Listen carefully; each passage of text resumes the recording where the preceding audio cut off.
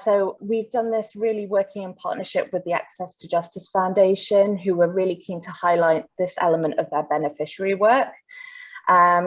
We as the network can also draw examples from the rest of the justice community, including non-advice and support initiatives, academics and other networks. So we've kind of added that flavour to the mix. We've really been overwhelmed by the response from the community, and it's made clear to us that there's a huge amount of expertise already existing on this topic. And so as part of our follow-up, we'll be collating, sharing even more examples, highlight the vast amount of work being done by the community in this area. So I'll move on to the first session. Sharing some general best practice around identifying, supporting and working with marginalised communities. So that's really around understanding the types of experience that they might have had and how this might influence their needs. And we're particularly interested in how other expert services can enable effective and efficient legal advice.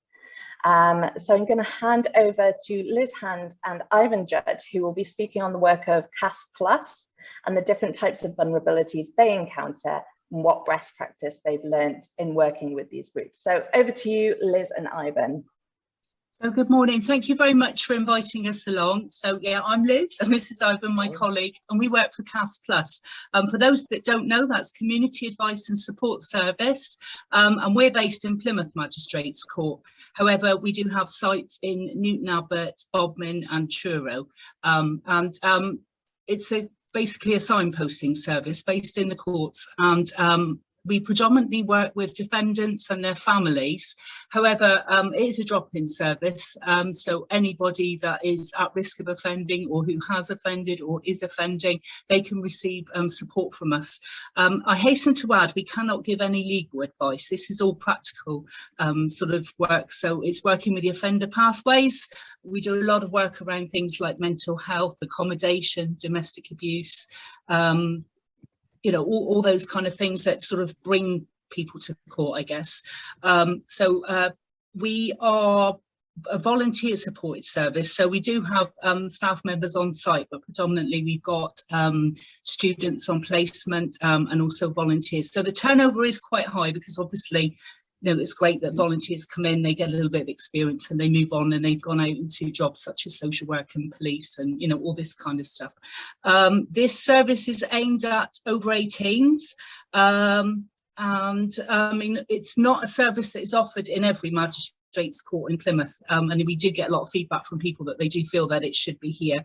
The way that we get our referrals could be from us, that we actually go out and talk to people in the public area. It comes from sales, from the magistrates, probation, some people, external agencies, and also there's a lot of word of mouth that goes on.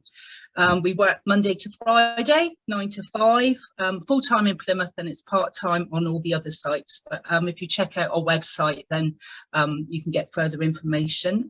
Why do we do what we do? We do it to reduce reoffending, to support those who are going to slip through the net. So it's a lot of the people that are likely to get conditional discharges or cautions, so they're not likely to go to probation and get support that way, so they kind of just come into court and go out and their problems are still there. So we feel if we can support around that, then hopefully they're less likely to come back into the system.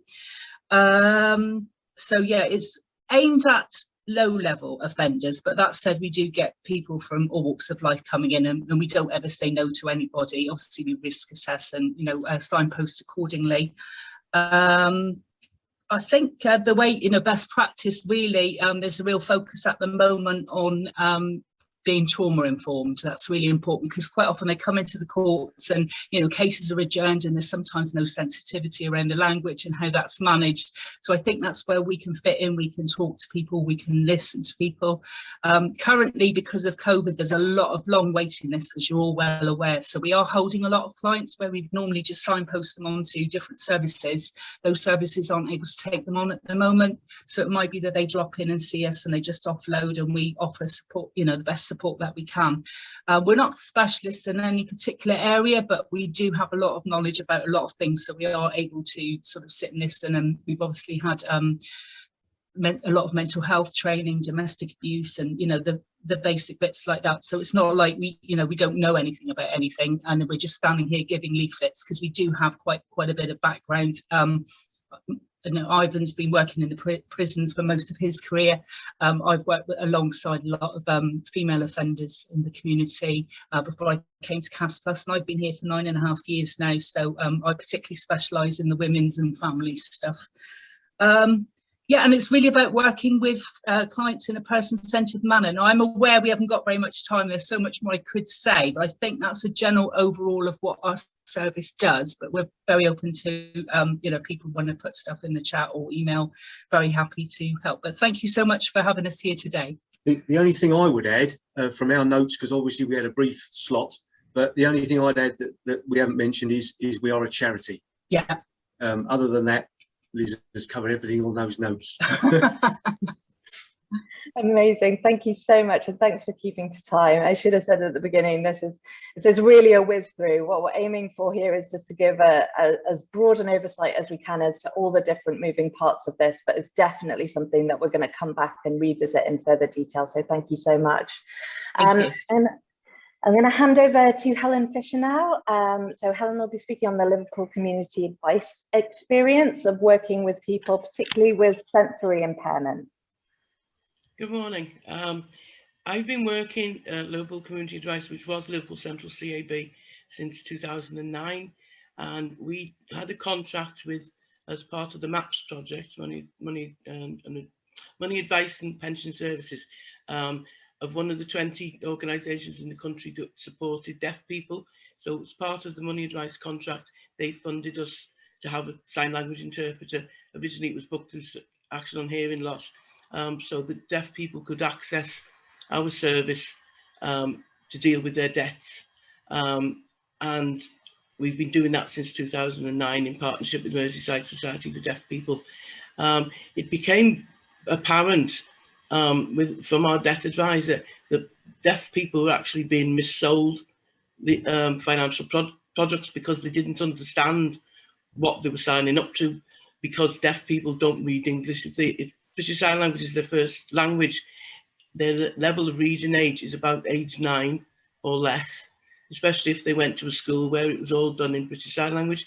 So you've got deaf people who were on benefits signing up for like £8,000 loans to buy a car, and taking out mortgages that they couldn't afford because no proper financial information had been gathered from them, because organisations weren't providing sign language interpreters. So we got some funding from the Money Advice Trust to work with deaf people to see if we could improve their budgeting skills and make them realise, that they can't afford to be taking out credit cards because they haven't got the income. And we also challenged financial institutions for mis-selling them.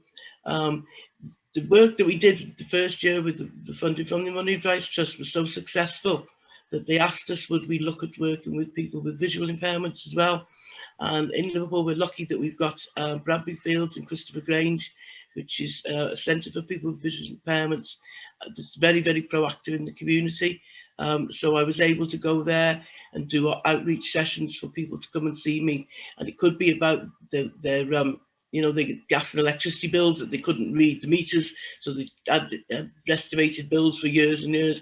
Could be about letters from the bank that they couldn't read, or housing association where they're saying the rent's gone up.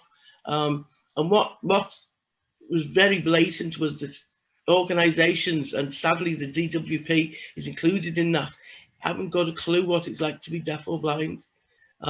They'd write letters to deaf people in DWP speaks in, ring this number, we've left you a voicemail, with total disregard of the fact that they know they're deaf. Or they'd send letters out to visually impaired people. And you can buy this, if you're blind, you can buy this thing called a reader, and it's like a sort of a scanning machine, and it will scan letters and then read it out to you, speak it to you. But it will only do it if the text goes right across the page.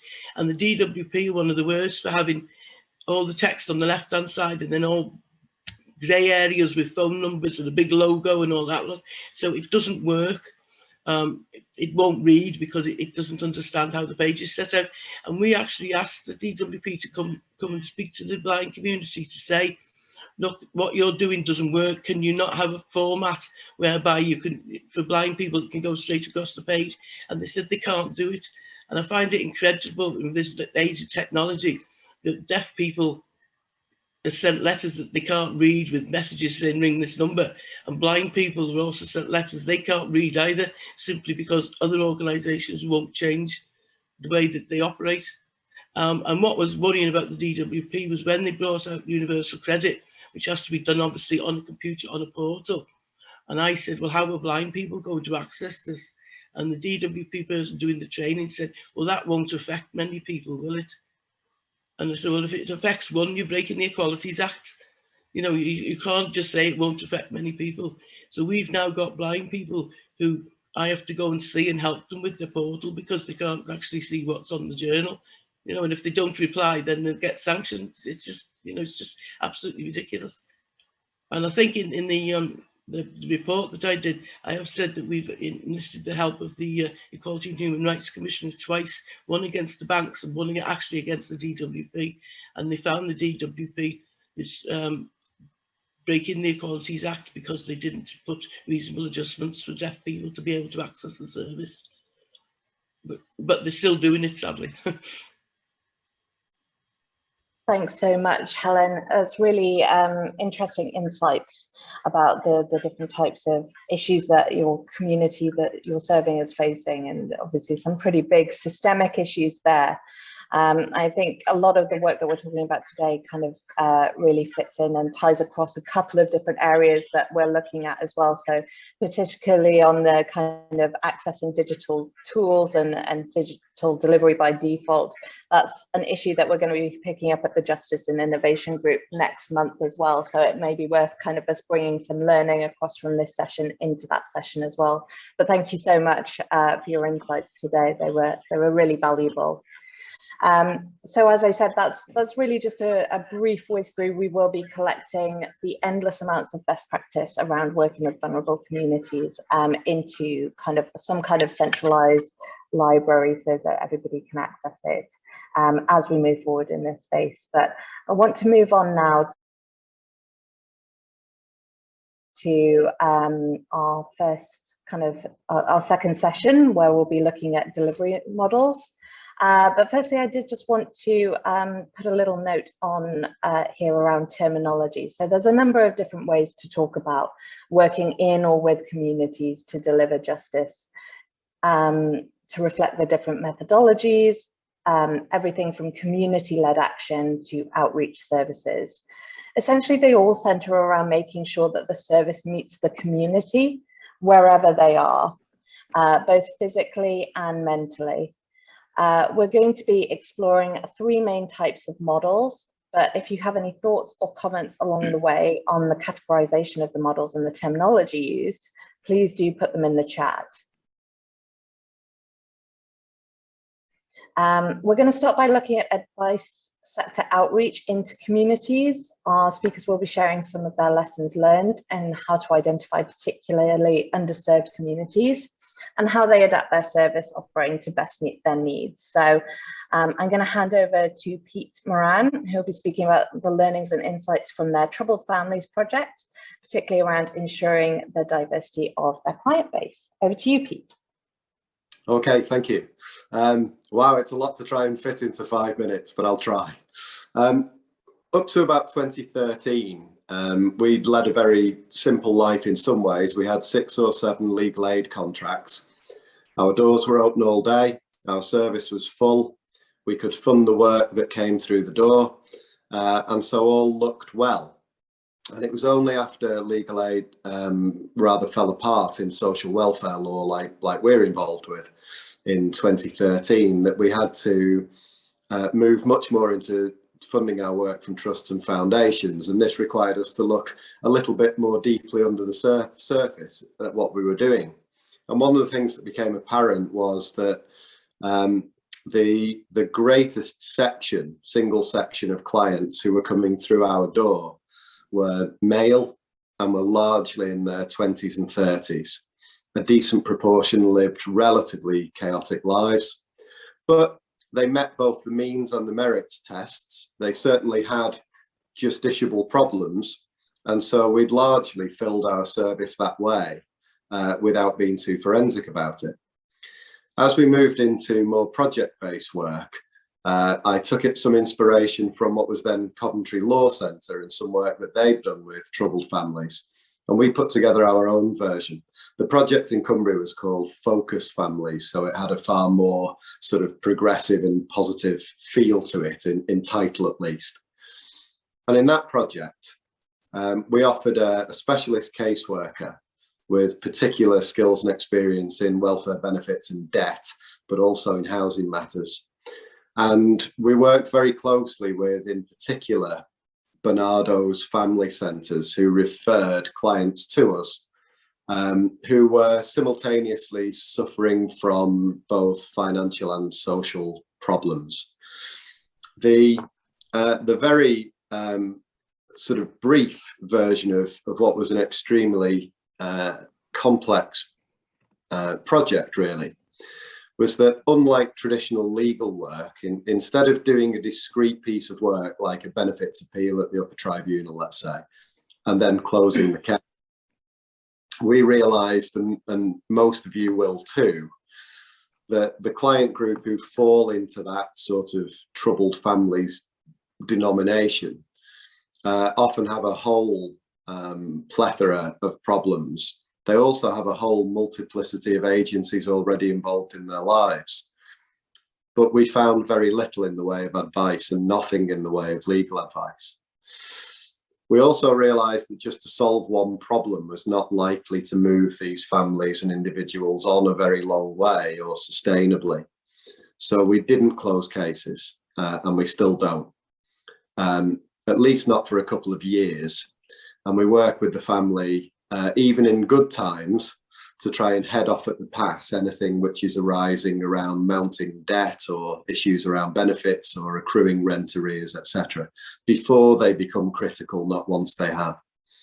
And the whole point of the project really was that there were support services offered to these families around engaging children with education, moving into employment, crime reduction where that was an issue.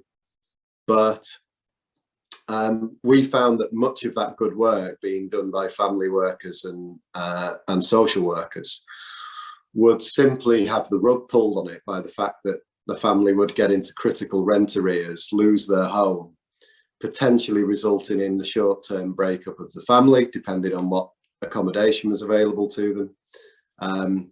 And those small incremental gains would be destroyed overnight. So our job in that whole project was to try and stabilise families in a predictable and decent accommodation with a predictable and usable income, and to allow those other professionals to try and help them move on in other ways. Going back to the first part of this and sort of moving towards a conclusion, I suppose. The project still goes on today, and it's in a smaller way, and it ebbs and flows depending on how much funding we can find for it. But we've taken the model of sort of embedding our worker within existing projects as a way of getting to a client group who didn't get to us. And the salutary lesson really from that project was that those 65% of clients who walked through our door who were men in their 20s and 30s were sometimes the people whose chaotic lifestyles and whose behaviour were compounding and exacerbating the problems of the families we later came to work with. It was easy for those guys to walk through our doors and say, help me. Not so easy for the mum that they'd left at home with 2 or 3 children, desperate and unable to leave the house. So we've worked with about 260 referrals now through that project, of which about a dozen or so have been men. The rest have been really struggling mums, some of whom have been living off child benefit, some of whom have had 0 income, some of whom have had no food in the house for many days, and these problems have not been solved by the existing social work element of the project. So it's been extremely valuable work, but the real key thing, I think, has been that huge shift in demographics, where this project reached hundreds of women, some of whom live within sight of our law centre, and yet had never reached out to an advice agency of any description before. And I think many of them, because they already had a multiplicity of agencies involved in their lives, presumed that anything that they needed was already present in their life, but it wasn't. And we managed to massively reduce the amount of evictions and homelessness within this group from what might be expected, where we would have expected about 25% of those families would go through an eviction, and we reduced that to about 1% in the project. So there was a huge amount of work to be done, but with a client group who, yes, live within sight of our front door, but had never walked through it prior to the project. I'll leave it there, I think.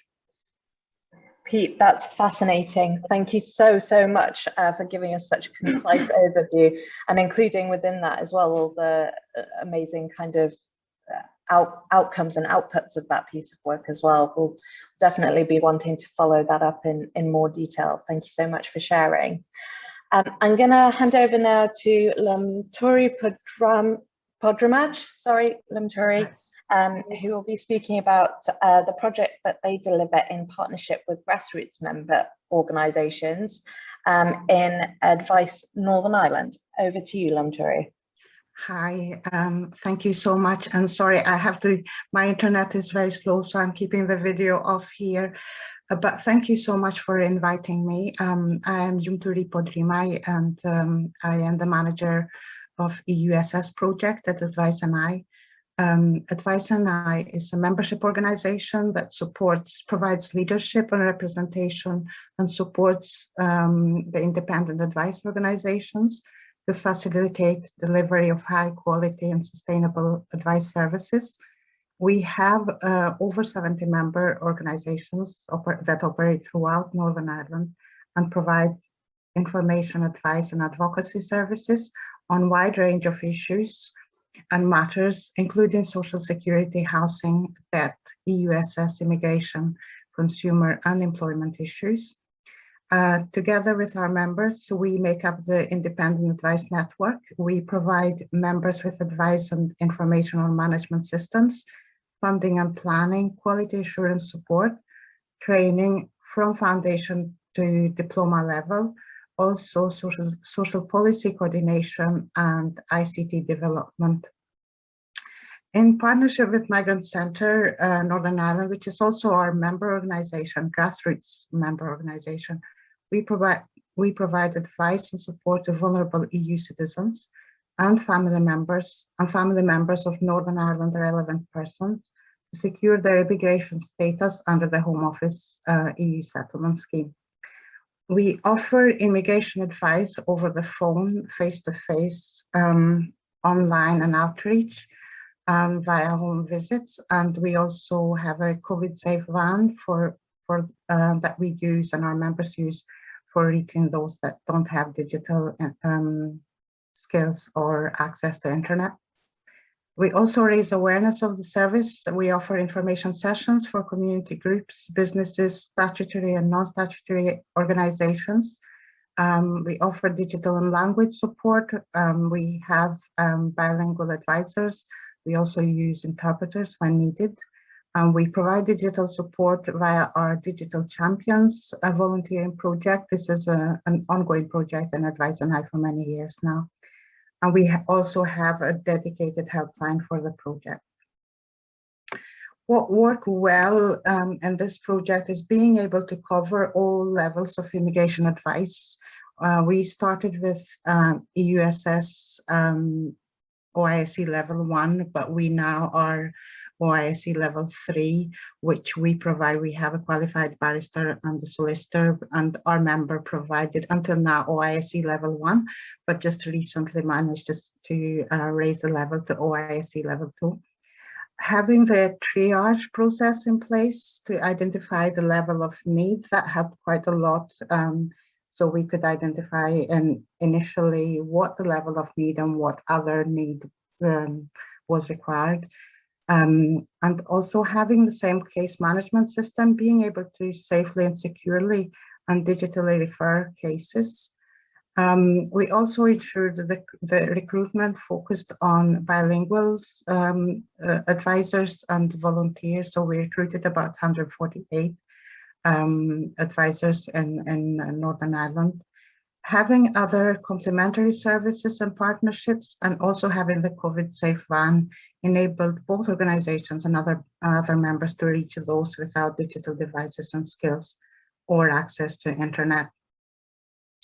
As a result of this successful partnership, we are now looking for other joint projects and opportunities to continue enhancing services for other ethnic minority groups. So this was mainly focusing on EU nationals and their family members, and also other family members of Northern Ireland relevant persons. I know this is a summary, but I'll be here for any questions if you want to know more detail about this one. Thank you so much for having me here. Thank you so much. I know work in this area has really been a big issue for a lot of our members, so it's great to hear that there are people working on solutions out there. So again, we'll definitely be following up. I'm going to hand over now to Claire Stern, who will be speaking on Central England Law Centre's extensive work around partnership with community-based organisations. Claire, I know you had quite a job trying to get this into 5 minutes, so thank you so much, and over to you. Okay, thanks. Hello, everybody, and thanks for having us to speak today.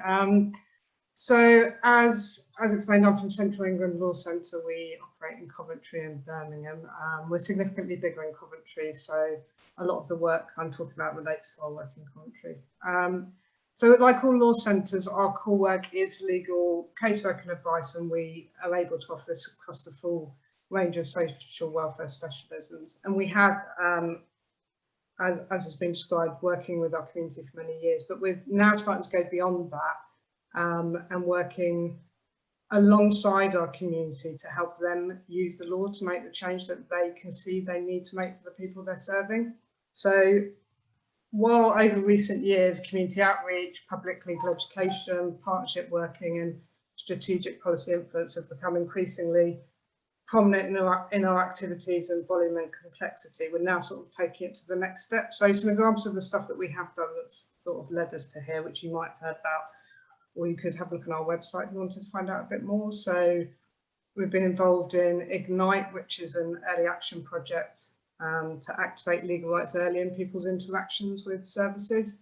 We've run a Ripple project, which is about getting individuals together who've got a shared issue and using the law to tackle them. So we've addressed things like closure of daycare centres, access to annual health checks for disabled people, that kind of thing with that. We've worked in partnership with quite a lot of non-legal organisations to make sure that their community can access legal advice, so healthcare providers for the homeless, homelessness drop-in centres. We've been supporting policy change campaigns and producing data insights to support it. And then more recently over COVID, we've been running a partner support helpline so that community organisations can get information from us about how to support their clients with legal issues they're facing. So this year, what we're trying to do is bring all that together under a new strategy, and we're calling it Rights in the Community. So the idea is that we will build a community of partners who are all about making sure that people's rights are upheld, and more importantly, challenging them when they're not. So we're hoping that if we get enough people together, we create a critical mass to achieve whole system change in our city. So it's a kind of place-based approach to what we're trying to do. And we are using a theory of change approach to do this. So we've got 3 pathways that we're developing: people, partnerships and policy. And the people pathway is obviously a lot of our core work that we do. But what we're trying to develop is the partnerships and policy pathways. So the idea is that if we get information from our community about the issues that they're seeing, with their client groups, we can start to tackle things more systemically together. So we have started talking to partners about it, and it's really overwhelmingly positive. I think COVID has kind of activated in a lot of community-based organisations a kind of wish to use rights at the core of what they're trying to do to help their community.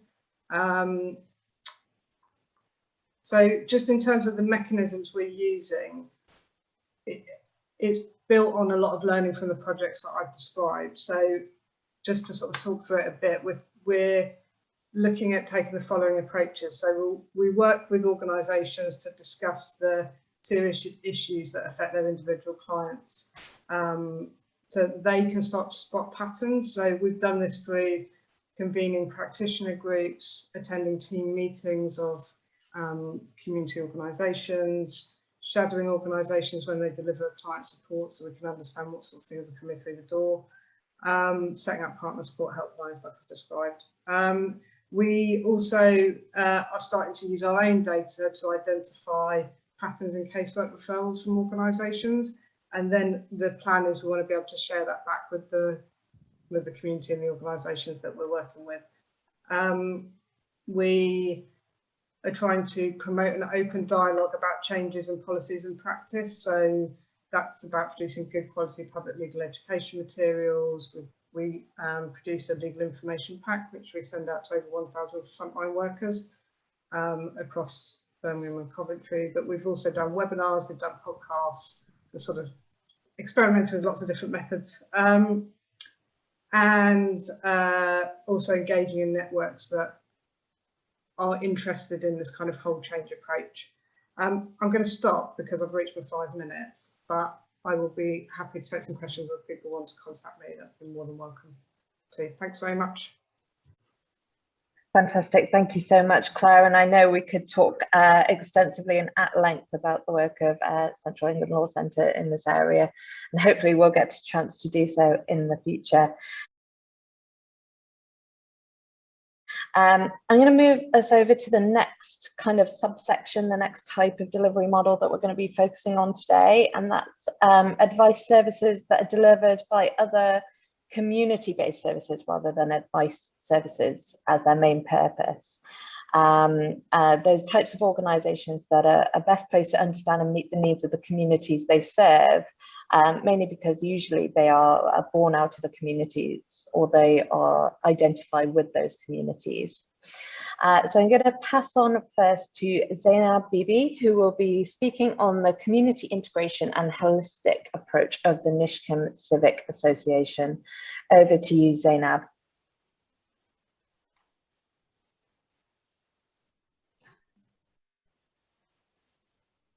I'm still on mute. Thank you so much, Martha. My internet is unstable, so pre-warning before. Thank you, Claire. It's lovely to hear about your work. I'm Zainab. I'm the welfare leader at Nishcombe Services. We are located in the Handsworth inner city area of Birmingham. Our key target audiences live locally, typically within a 2-mile radius, but we've seen clients from neighbouring towns, Wolverhampton, Derby, or local neighbourhood towns as well. Unfortunately, 53% are 5% most deprived, and 90% are in the 10% of most deprived people, facing a multitude levels of deprivation and barriers such as cultural, social, economic, educational, health barriers, to name a few. So our services are designed to be client-centered and culturally appropriate, and our emphasis is on overcoming those barriers and supporting individuals to improve their own situation by developing capacity and capability. So we want to enable and empower the individuals with the skills, knowledge and confidence that they need, and inspiration to be self-reliant, and so they can manage their own affairs. We do this through a holistic approach. So we look at, for example, our focus is based on the 8 wellness dimensions. So we look at the emotional, spiritual, intellectual, physical, environmental, financial, occupational, and the social aspects. I mean, for example, with occupational, we would look at, we would support them on getting back into employment, CV building, coaching to build up the motivation. We would help with job applications.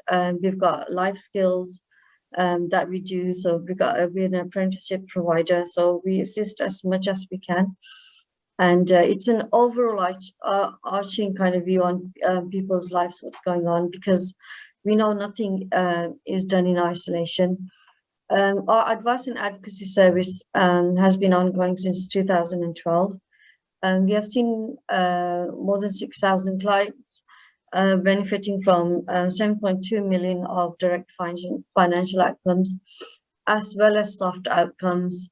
Because soft outcomes are very important to us, because we know financial situations, debt problems, the other issues that they have an impact all over their physical health, their mental health, and it's not just one, it affects can affect the whole family.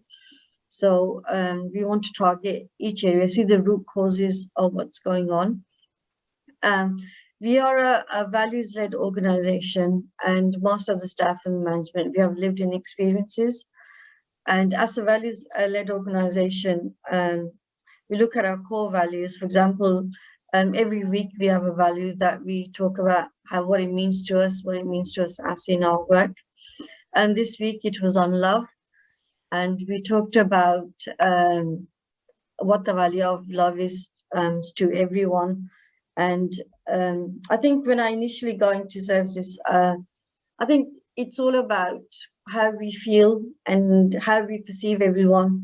For example, each client that I if they're my father's age, I picture my dad, and bless him, he's passed away. If they're my mom's age, I see my mom, my sister, and I see how would I, what would I do to help them? What's the most that I can help them with?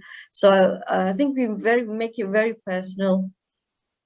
And my father died with cancer, and I remember in hospital taking a vow, because I saw some of the doctors they'd lost empathy with what they did. And this was 9 years ago, and I made a vow that no matter what field I go into, I went into education later. I got married, had my 3 children, and then I started my degree. Then I went on to the bar course. So I've come later into work life. And I promised that no matter what I did, I would do from my heart. And, no matter seeing the same issue again, I would still take it fresh and do it from my heart. And I remember my vow every morning, and I really, whatever I do, my emphasis is on values and the outlook up. I think it's a very conscious decision that I make with everything we do, and we do at Nishcom. Nishcom itself means selfless service. So we do it for the good, and we teach our clients the same, and we really want them to pay it forward. So whatever we've helped, we want them to go out, and we are seeing that ripple effect, which is fantastic. And it's lovely to hear everyone's work that everyone's doing. And I think our biggest challenge is funding. So it's like our director said, he goes, I'm never worried about, you will find work wherever you go. But we are always worried about our clients. Even with our last project, it went down to the last week. We didn't know whether we were going to be here for the next week or not, but we still stayed, and we hoped the funding would come through. It has been coming through, and again, we're in that uncertain position. So, but we do what we can do, and we do it from the heart. I believe I don't know how long I've been talking for. I'm just going to pass on to Pauline. I think she's going to talk about the PRAP project, or Martha's going to hand over, but thank you so much. Thank you. I feel very like a cold lawyer in comparison.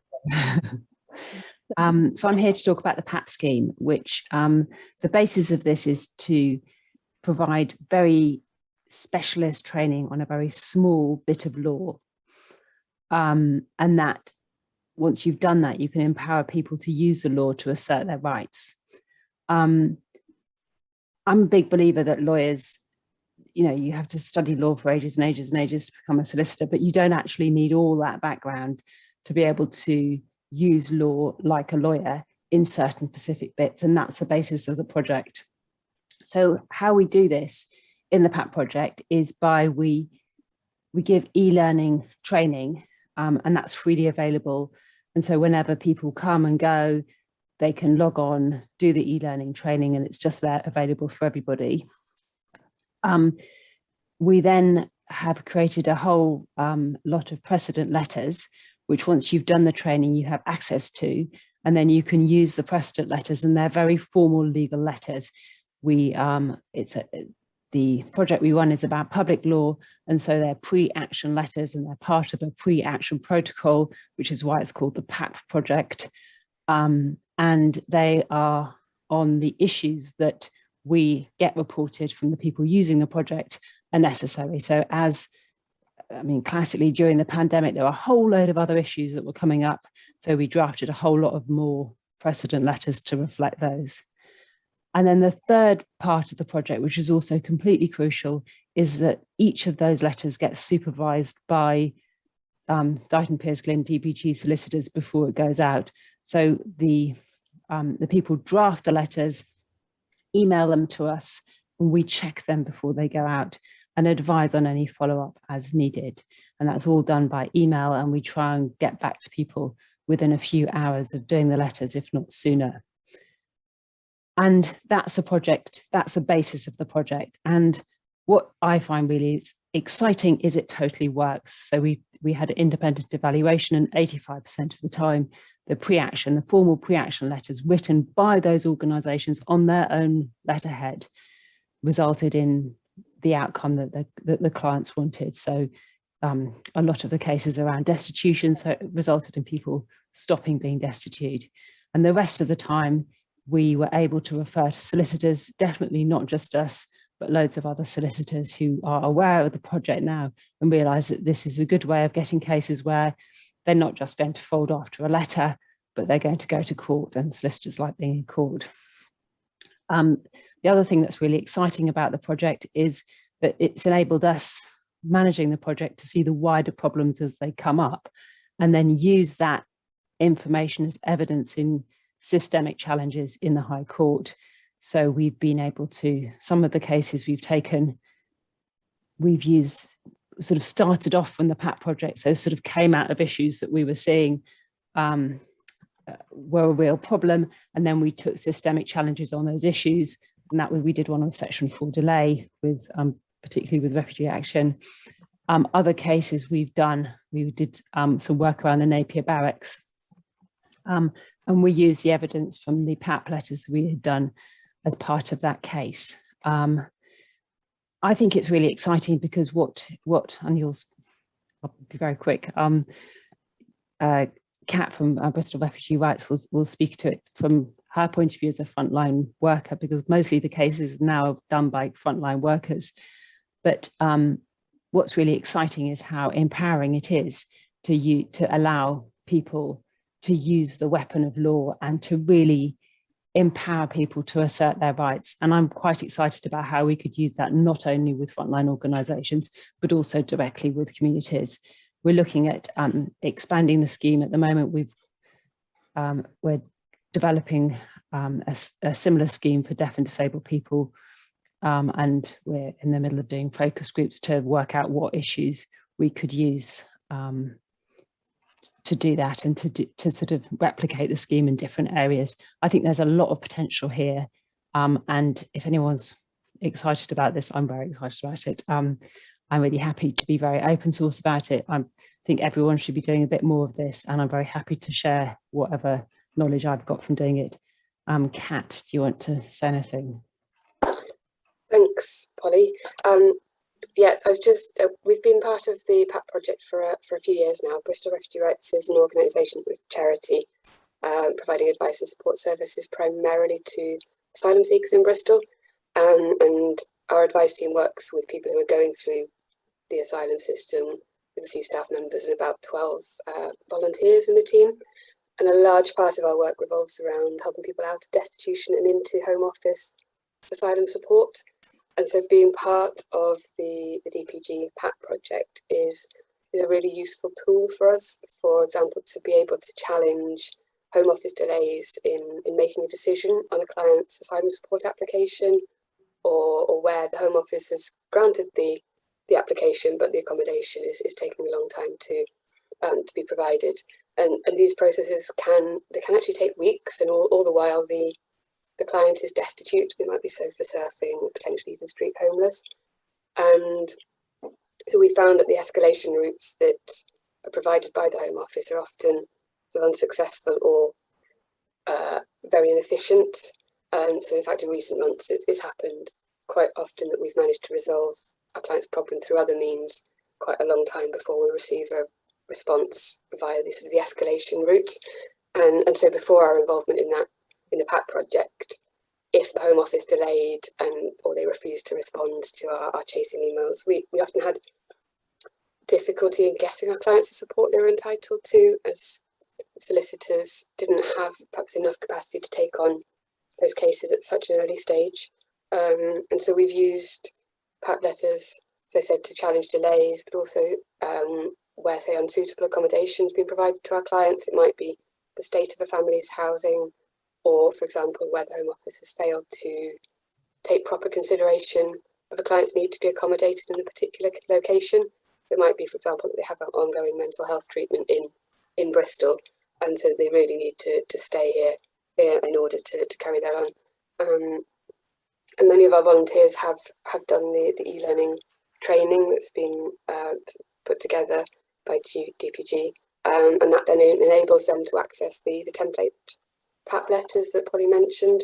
So, and as she said, the law is already all there in place, and our volunteers basically fill out the facts of the case. And again, as Polly already mentioned, when we submit our draft letters, we send them to DPG. They respond really, really quickly with really useful amendments and advice. So, for example, what would be an appropriate deadline to give the Home Office to respond to the letter. And again, I am repeating Polly, but just to emphasise, often that PAT letter is all that is needed to get the right response. But if not, we then we'd say to DPG, do you have capacity to take it on, to take it further to court, or other public law solicitors would be able to take it on at that point. So it has been a really, really useful project for us and for our clients to get them the support that they're entitled to, and in a more timely manner than it would have been otherwise. Thank you so much to both you, Kat and Polly. It was wonderful to hear how kind of this practice works, or this partnership works in practice, rather. And yeah, I agree with Polly. There's a lot of really exciting things happening in this area. So look forward to taking that forward as well. Moving on then to our kind of final delivery method section. This is around, and Kat has touched on this with Polly, skilling up members of the community that you're hoping to work with so that they can either or both help people access services or deliver some early advice themselves. And this is not a new concept, it's been discussed here before today, and it also exists using several different terms, including trusted intermediaries, community paralegals, justice pathfinders, and several others. Many initiatives that use this model, however, don't have a specific term for these types of people, as the activities form part of any existing role. So they might be known by their own job titles or a generic version of it, for example, support workers. Some of the feedback that we've been getting around this terminology is that it's important for us as a community not to try and turn workers with existing jobs into a new kind of fancy title that belongs to one partner, sector or initiative over the other just for the sake of it, so kind of arbitrarily. A role title can be really useful to give identity to new initiatives, particularly when using volunteers. It can also seem like kind of unwarranted extra duties and an imposition for existing positions. So I guess the key thing is that any titles used for this type of work are agreed between community and advice partners. There are also initiatives based around community empowerment, co-location and social prescribing. I know kind of the delivery methods that we're covering here today aren't the only ones in existence, but we hope to be covering these in our next session on working with communities, and that's in a week's time. In the meantime, I will hand over to Sally Gapper, who will be speaking on North Bristol Advice Centre's work with their community action champions. So over to you, Sally. Hi, thank you. I sometimes have trouble with my mic, which people can't hear me, so just wave at me if you can't hear me. Is that actually our title was Community Advice Champions, not Action Champions, but I think the sort of title I think like you've just raised actually brings up all sorts of issues, but we went for Community Advice Champions. North Bristol Advice Centre has been going in quite a deprived area of Bristol since the 1980s, and we've run various projects, but the one I'm talking about today, and thank you for inviting me to speak on, is our Community Advice project. And it was a pilot project which was funded by the Big Lottery under their Advice Services Transition Fund. I'm still trying to work out what they wanted us to transition into, but anyway, we were funded to run this, and it was set up, like I said, as a pilot project to sort of work out whether it was going to be beneficial. And the project successfully piloted the concept of advice champions, based in community organisations, to enable people who do not normally seek advice or claim benefits or obtain charity payments to which they may be entitled to. And it built on the strengths and assets of the local community by enabling local people to help each other. The advice champions were trained and supported to undertake the time-consuming work of interviewing people who were likely to be eligible for benefits or for a charity payment. And they then completed the lengthy application forms and drafted the PIP forms or whatever it was that people were entitled to. And these were subsequently checked by the paid staff at North Bristol Advice Centre. So again, I think it's been previously mentioned to sort of quality control the work that was going out. So we worked with grassroots organisations and identified people who had already expressed an interest. So again, it was coming from them. They were recognising there was a need within their community organisation, whether that was a food bank or a church or different community activities going on. So they'd recognised that there was a need. So we worked with them to train them, to support the volunteers, and like I said, to quality control the work before it was sent on to the DWP. So as well as reaching those who could be described as hard to reach and enabling them to establish their entitlements, the project provided enhanced volunteering opportunities for local people who were trained as advice champions. And several volunteers reported the experience and training would stand them in better stead, not only for obtaining paid work, but also increasing the range of jobs that they could go for. It also broadened the range of services and support on offer in the community organisations concerned, and attracted a lot of interest from churches and food banks keen to take up the training and be part of the programme.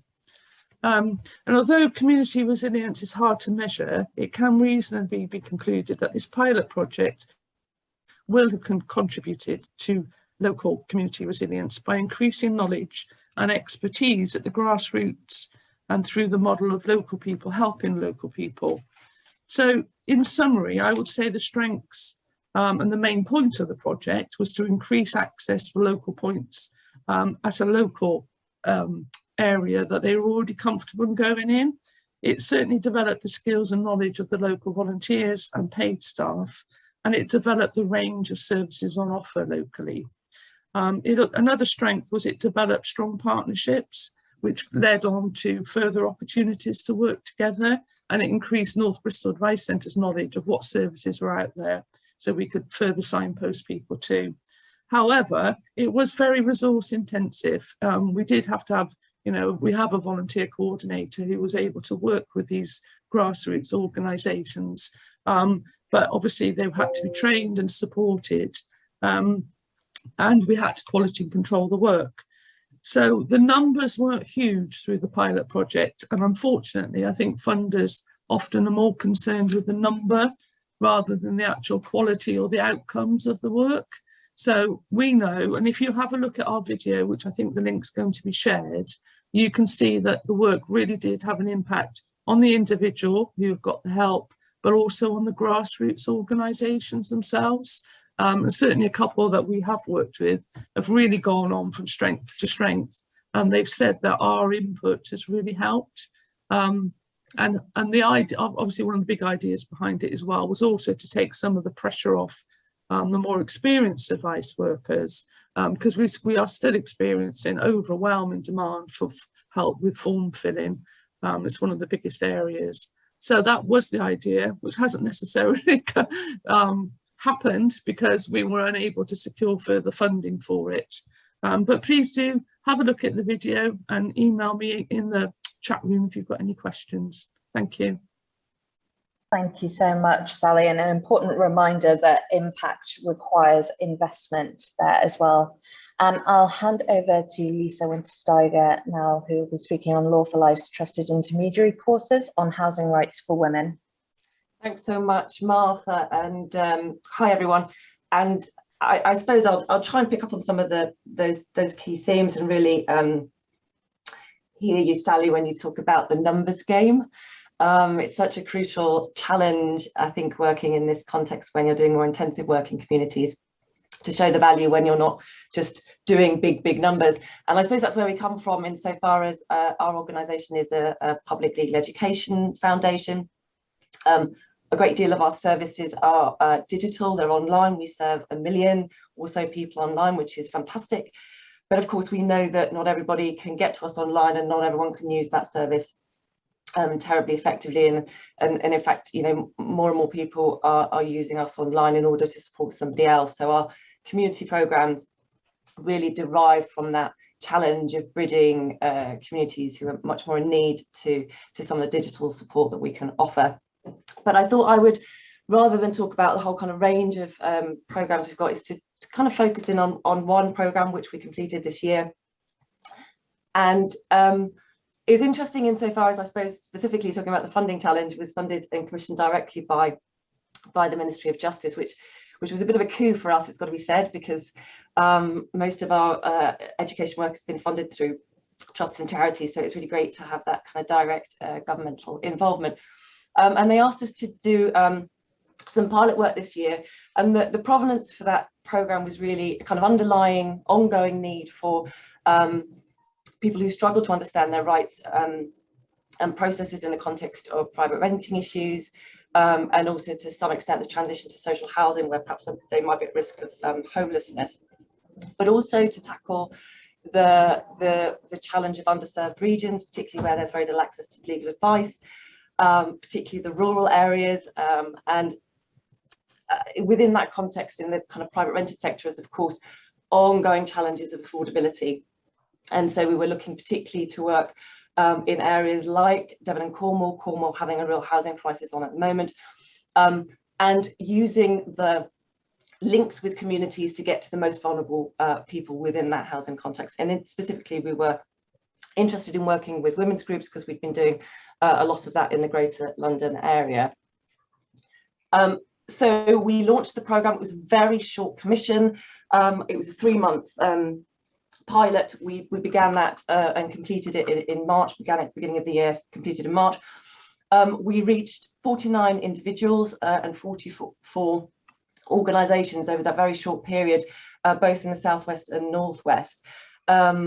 And in terms of organisations, we had people, particularly strong cohorts who were social prescribers or NHS link workers, but we also got to food bank volunteers, women's shelter staff, drug and alcohol support workers, and many of those were working with large numbers of vulnerable women within their communities. So really important for us to get to them and help build their capacity and empower them to support others. Just a quick bit about how we had to truncate a much larger programme, which had been 6 weeks, into a 3-week, 3-module programme. And of course, you're trying to do a lot around skills and confidence and sharing tactics. So the method we used was to pre-record training videos, send them on to the attendees, and then also to integrate the much longer step-by-step guides that we have online to support the kind of rights knowledge element of what we were doing. And so we covered basic tenancy rights, Section 21 eviction, dealing with disrepair, and that transition to homelessness applications. And I think that underwriting of the information with the education is kind of one of the ways that our model works incredibly effectively. Just to sort of touch on why we felt it was so important to work with the kind of social prescriber cohort, we felt they're really, really critical because of the nature of what they can do with women. And so although they were doing the kind of basic stuff that many frontline organisations do, signposting and providing support to specialist advice, they were also doing some of the speaking on behalf of work, contacting landlords, collecting evidence and documentation, and in some cases helping women to actually move on to new accommodation. So really quite in-depth hand-holding, which of course is very much supported by their ability to understand the rights framework. And I won't spend too long on outcomes, because one of our colleagues will be talking about that on the 18th. But just a kind of example of one case study that we got back after the programme. It was one of our social prescribers working with a woman who was drug dependent, recovering, but sofa surfing, who had been referred out of her local community and outside of her social networks, which meant that, of course, her mental health was also suffering significantly. And the prescriber was able to spot that she was in priority need, contact the local authority, and have her re-referred back into her local community, which of course had enormous health benefits for the woman and for the wider network. So just a bit of a taste of what's possible within those education programmes. And I shall pass on, I think that's my time, to Carrie. Hello everybody, I'm Carrie from Access Social Care. Thanks, Lisa. We're a specialist community care law organisation providing free legal advice for people with social care needs. So we run a membership model to connect our expertise to other organisations. So social care providers and helplines pay a fee, and we deliver three things back. So the first thing is all about public legal education and helping people to understand that if you can use legal language early on, you can help avoid conflict and get better outcomes when it comes to social care. The second thing is high volume early legal help. So we provide legal advice and information to when things go wrong, and we have a 98% success rate. The third thing that we do is capture data about our work and join our data with data from other sources to evidence problems with policy and practice when it comes to social care, and we use that data to catalyse change through influencing work. So our membership model was going well, but we knew that small community organisations and user-led organisations who arguably are experiencing some of the worst disadvantage when it comes to access to social care, they simply couldn't afford our fees. So we approached a funder in the Southwest, and they are subsidising us to link our expertise to community-based organisations. We recruited an expert by experience, a woman who has a background in working for a caring organisation, but who is also a carer herself.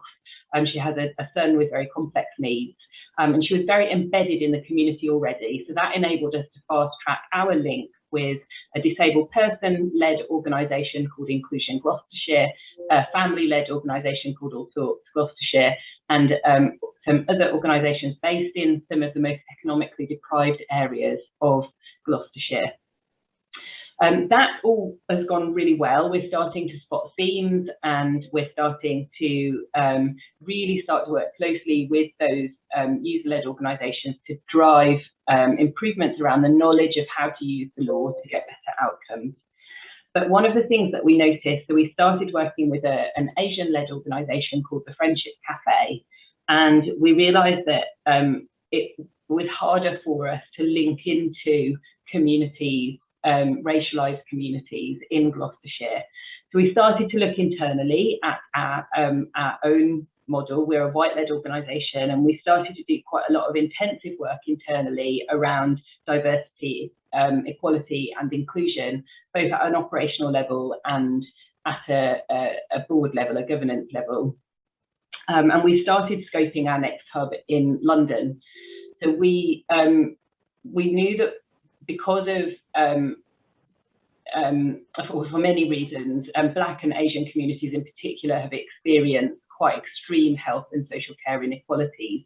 So we were interested in how we could link up to reach those communities that really need our support. And we found two Black-led organisations to work with. One's called Black Thrive and one is called the Croydon Social Prescribers. And we have worked together to co-produce how we might work together to try and ripple out what we do into the communities that they work with. We've come to an agreement where we're going to be seconding a person that works with social prescribers and trained social prescribers, who is a community development expert. And Janine sadly couldn't be here today, but she's our first secondee, who's coming in to learn about how we use the law to improve social care outcomes. And she's going to then use her community development expertise to ripple that back out. Similarly, with Black Thrive, we're working with two culturally appropriate peer advocates who work with people with mental health needs in Lambeth and in Southwark. And we're co-producing again how we will ripple our work out. That has already, the kind of collaboration's already had a big impact on the way that we work. We use the chatbot to help train local communities. We're already realising that we need a language plugin for the chatbot. We're developing new icons with Black and Asian people, and we're amending the content within the chatbot so that it addresses some of the needs of racialised communities. I'm talking really fast because I've got so much that I want to say, but I think I'm up with my time, so I'll stop there. But I'm really happy if anybody wants to link up, I'll put my name in the chat, and I'm really happy to talk further about what we're doing. Harry, thank you so much. That was brilliant, and I'm sure all of us can't wait to see how this project and this pilot develops. And I know we'll be coming back to you for an update soon. Okay, that's the end of the delivery models session now. Thank you so much to all our amazing and brilliant speakers. I'm going to hand over to Stacey Lamb now to introduce the next session.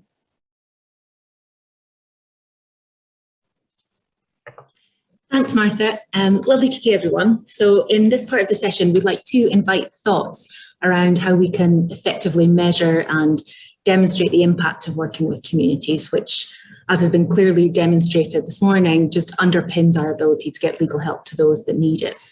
So to help frame our discussion around this, I thought it would be useful just to highlight a couple of things. So number one, that working in the community it's embedded practice for most advice organisations and is at the core of how services operate, and therefore it might not be viewed as a discrete area of work that would organically then call for drill down monitoring and evaluation. Also, just to state the obvious, given the attendees at today's meeting, organisations are stretched, they're over capacity and likely dealing with overwhelming demand.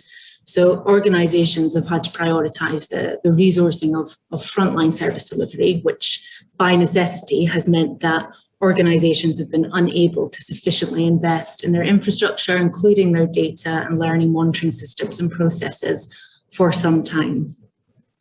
And this is something that the Foundation, which exclusively funds the access to justice sector, is very alive to.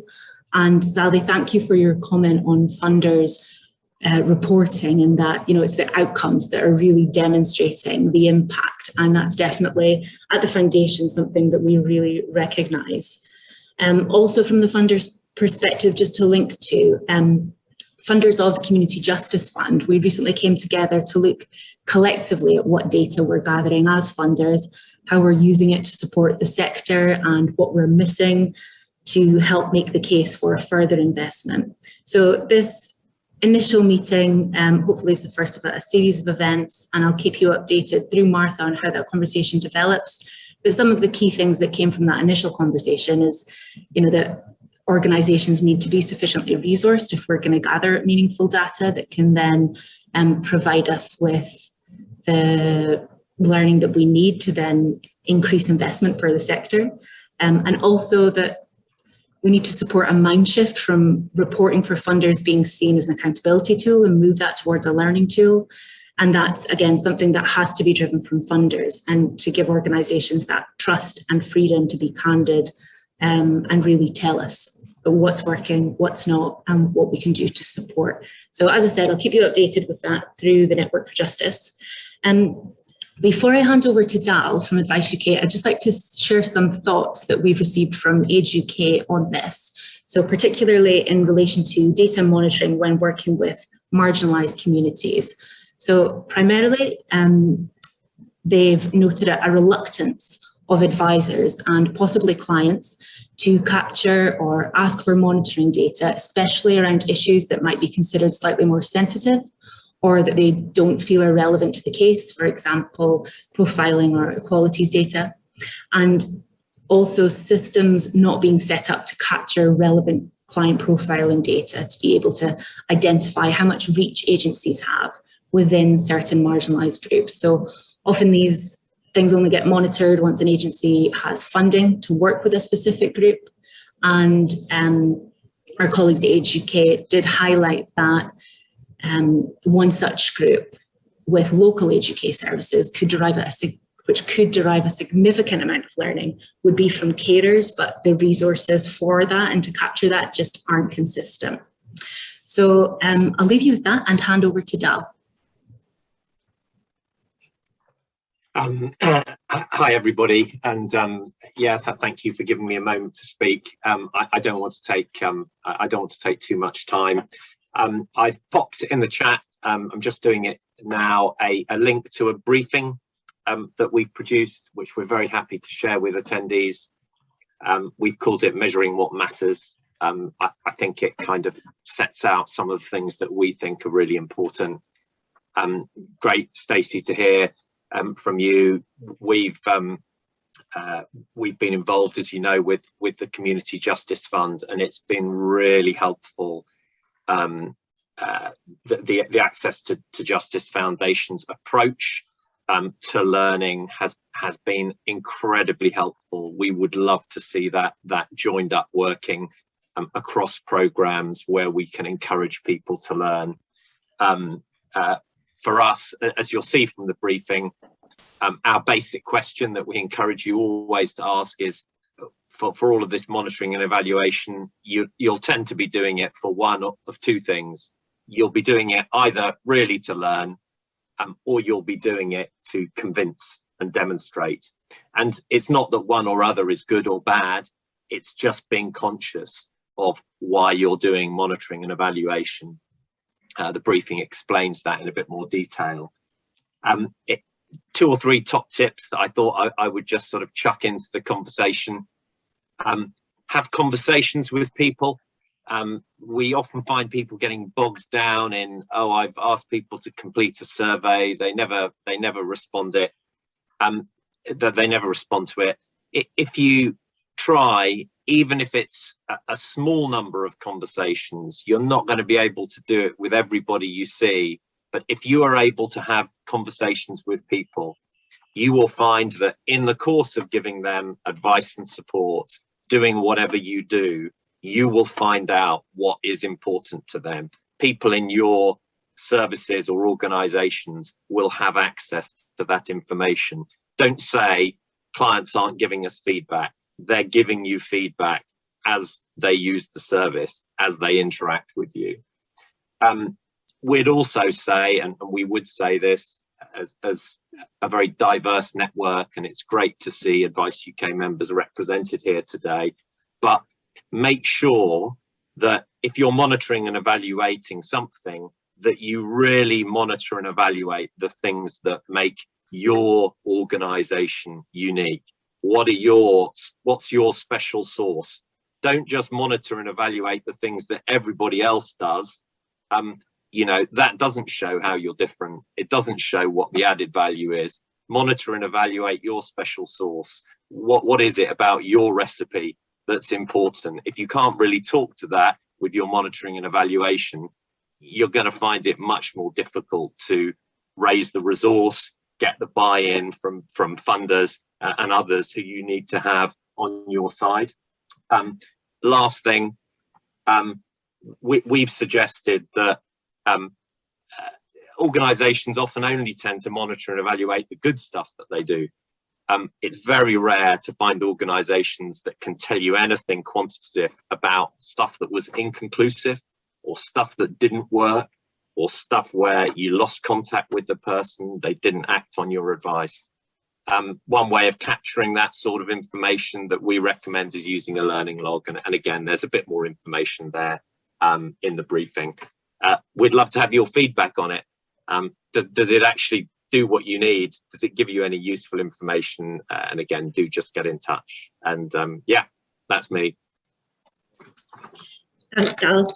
Love a great practical set of tips. So thanks very much for that. It was very useful, and we'll all take a look at the briefing. So I'd like now to just invite thoughts and comments from attendees and previous speakers to gain some insight and information on monitoring engagement and impact in this area. There are 100 of us here today, so I'm going to do my best to try and look out for hands. So yes, if you'd like to share your thoughts, please just pop up a hand or give me a wave on the screen.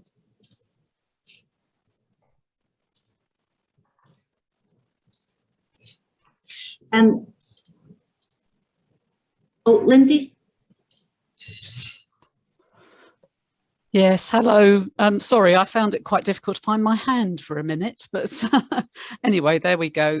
Yeah, really interesting, and I think this is a debate that we need to sort of start and continue. Really, there are very good reasons why we should be evaluating what we do and monitoring who we are working with, but we have, as many voluntary organisations, been far too driven by funder requirements for demonstrating impact. Now, that's only the people that we work with, and we know that we do a really good job with the people that we work with.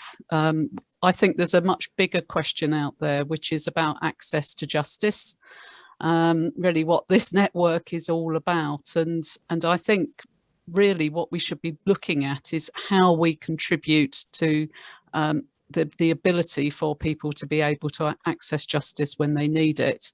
And that's about services being available. It's about, reaching out to people so that those with the greatest need can get there first. So I really welcome this as an opportunity to start to open up that debate.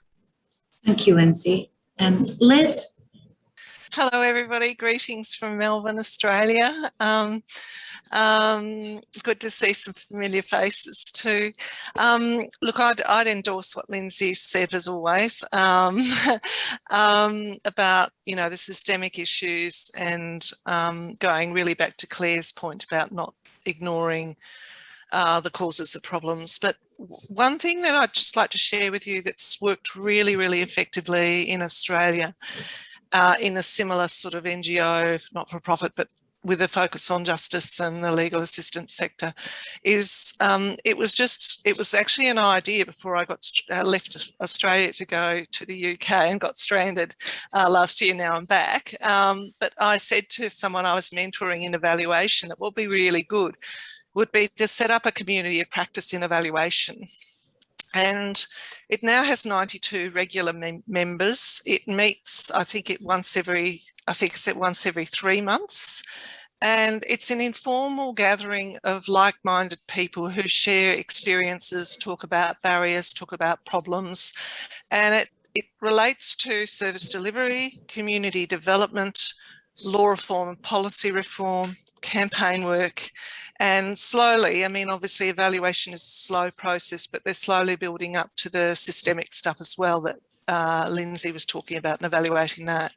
And what the critical thing is what works well and why. So I hear the point about what funders require and impact measurement and outcomes measurements, and they want numbers, which is really difficult, as people have said today, when they've been talking about, you know, when you're dealing with complex need, it's complex, so it takes more time, and therefore you can't have the throughput of cases. So what needs to happen through the research evaluation framework is you can actually build an evidence base to then have a dialogue with the funders and the policymakers, that the evidence is suggestive through the evaluation of these things, and then you can have that dialogue, and you've got the evidence base, which gives them little wriggle room, because you're coming from a point of view of not anecdote but evidence.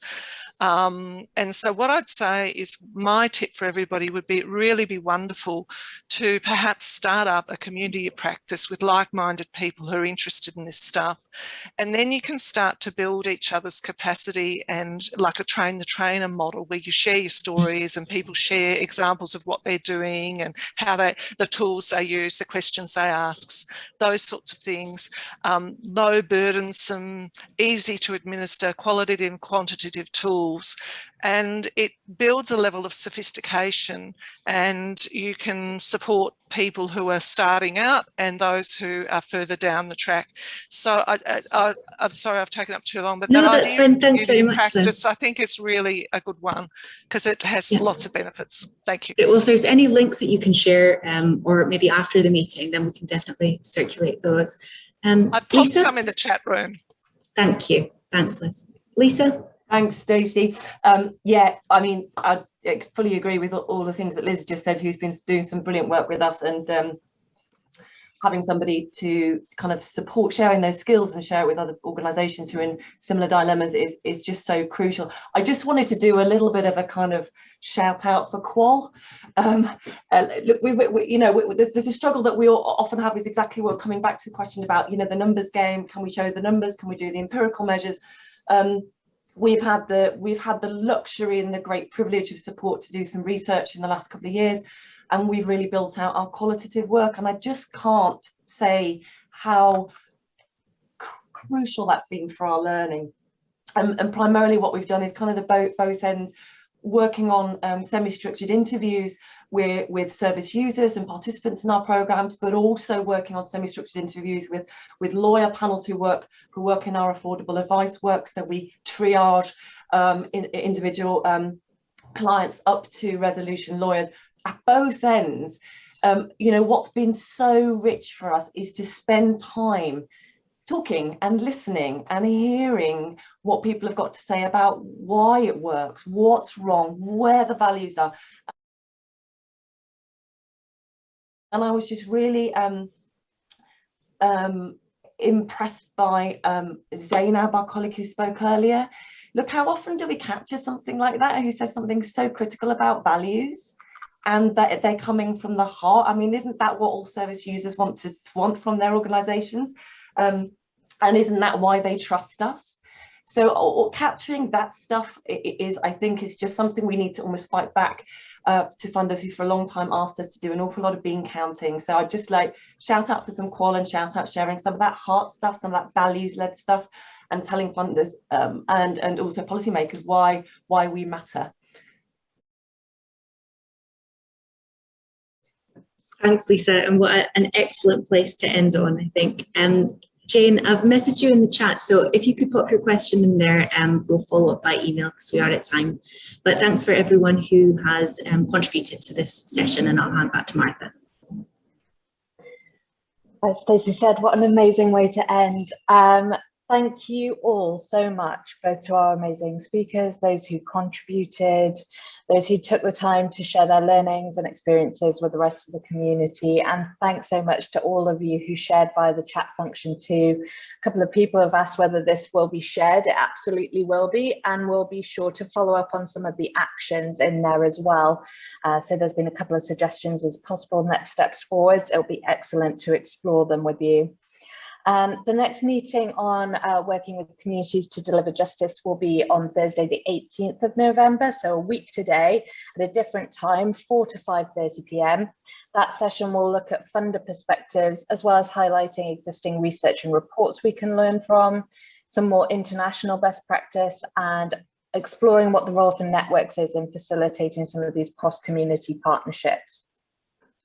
As part of our follow-up, we'll be collating case studies and examples of best practice along with additional delivery models to create a shared library resource which fully demonstrates our broader understanding of the different options and models that exist in this space for reference.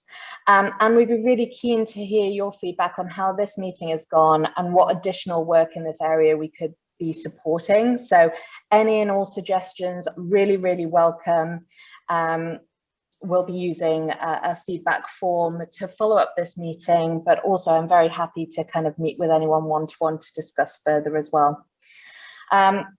Without any further ado, I guess, thank you so much to all of you for joining us today and for sharing, and it was wonderful to see so many of you. Thank you so much again, and wishing you a wonderful rest of your Thursday. Bye everyone.